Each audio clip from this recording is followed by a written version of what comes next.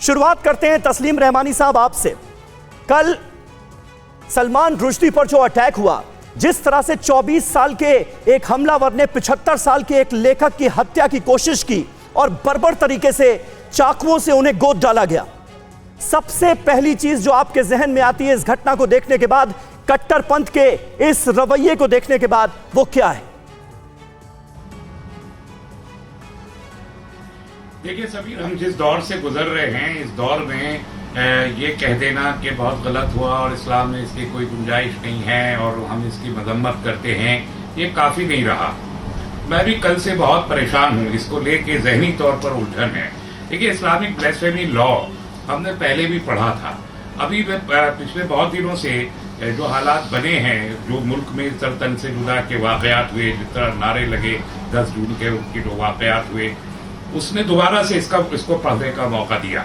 और मैंने जितना कुछ अभी तक मैं जो पढ़ पाया हूँ, सर तन से जुदा का कोई कॉन्सेप्ट हमारे यहाँ नहीं है, इस्लाम में तो है ही नहीं। जो ब्लेसफेमी लॉ है उसमें अरेस्ट करना, उसमें सजाएं देना उसके हैं, लेकिन एक बड़ी बुनियादी बात ये समझनी चाहिए कि जो इस्लामिक लॉ है, जो कुरान का लॉ है, वो तो उन्हीं पे लागू होगा ना जो कुरान को मानने वाले हैं, यानी मुसलमानों के ऊपर। किसी दूसरे पे कैसे लागू हो सकता है? एक बात। दूसरी बात, कोई भी कानून हो दुनिया का, उस कानून को इंडिविजुअल इंप्लीमेंट नहीं कर सकता, स्टेट इंप्लीमेंट करता है। एक इंस्ट्रूमेंट है वो इंप्लीमेंट करता है, इंडिविजुअल्स को राइट नहीं होता है।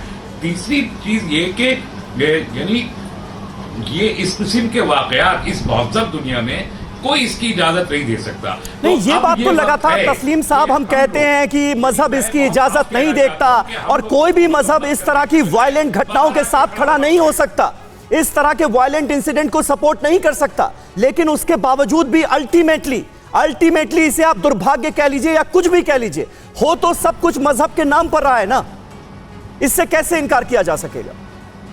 मैं इसीलिए कह रहा हूं कि चूंकि मजहब के नाम पर हो रहा है और एक खास मजहब यानी मुसलमानों और इस्लाम के नाम से हो रहा है, इसलिए मजम्मत करने का वक्त नहीं है।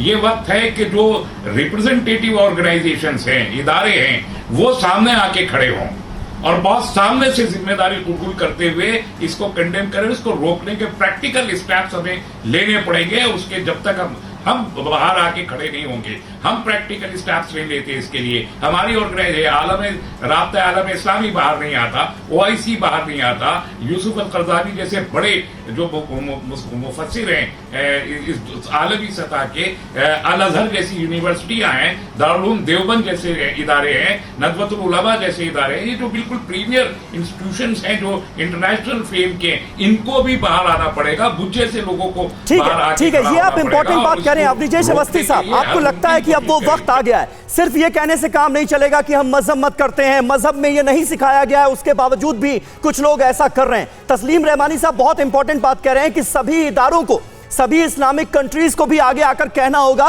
कि ये गलत हो रहा है, ये इस्लाम में कहीं नहीं है जो हो रहा है, इस्लाम के नाम पर सबसे ज्यादा गैर इस्लामिक काम आप लोग कर रहे हैं।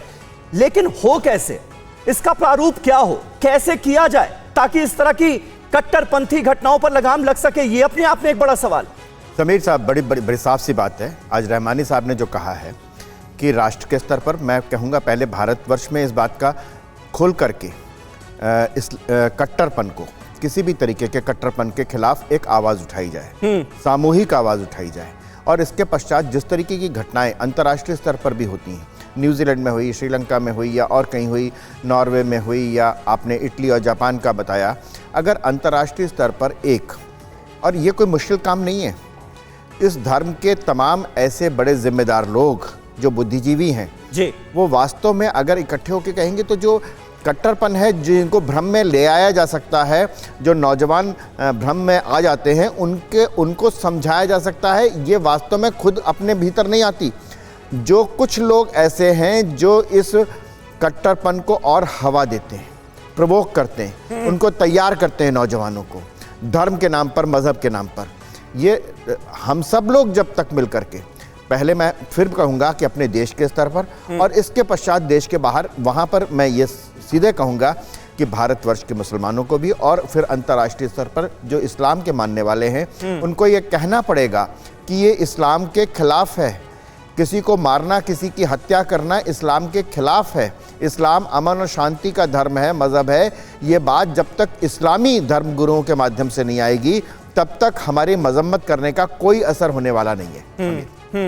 लेकिन उनकी तरफ से यह कहा जाता है और इन तमाम इदारों की तरफ से यह कहा जाता है कि देखिए ये जो आतंकवाद है इसकी तो हम लगातार मजम्मत करते आए हैं। अगर कोई किसी का गला काट देता है, सिर तन से जुदा के नारे लगाने लगता है तो ये पूरी तरह से गैर इस्लामिक है। इससे आगे क्या, मैं यही जानना चाह रहा हूं क्योंकि यहां पर तो बात हमारे मुल्क तक आ चुकी है सर। हमने नुपुर शर्मा के केस में देखा तमाम लोगों की हत्याएं जो हुई हैं और सिर तन से जुदा करने की जो कोशिशें हुई हैं, उससे हम कैसे इनकार कर सकते हैं, कैसे आंखें बंद कर? मैं समीर इसीलिए कह रहा हूं कि जिस तरीके से सर तन से जुदा के नारों को यहां पर कुछ लोगों ने जायज ठहराने की कोशिश की है, मैं कुछ लोग कह रहा हूं अंडरलाइन करके, कुछ लोगों ने जायज ठहराने की कोशिश की है, ये उसका ही परिणाम है। बिल्कुल, कुछ लोग उसका परिणाम है।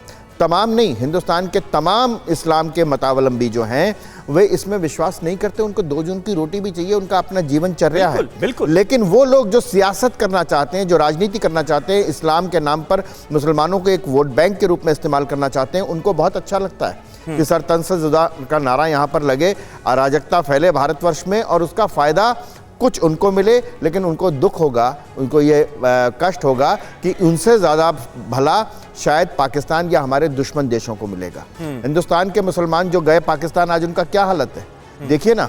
आज हिंदुस्तान के मुसलमान को ये सोचना चाहिए कि पाकिस्तान का जो मुसलमान है आज वो हिंदुस्तान की तरफ उम्मीद की निगाह से देख रहा है। जो वहां की हालत है वहां पर बिल्कुल सही बात है, कोई तुलना ही नहीं है, कोई तुलना ही नहीं है भारत की तुलना नहीं है। पाकिस्तान तो आप ये देखिए कि आज मुल्क की तुलना ही कैसे की जा सकती है। आज यहाँ जो पाकिस्तान जिंदाबाद के नारे लगाते हैं उनको ये सोचना पड़ेगा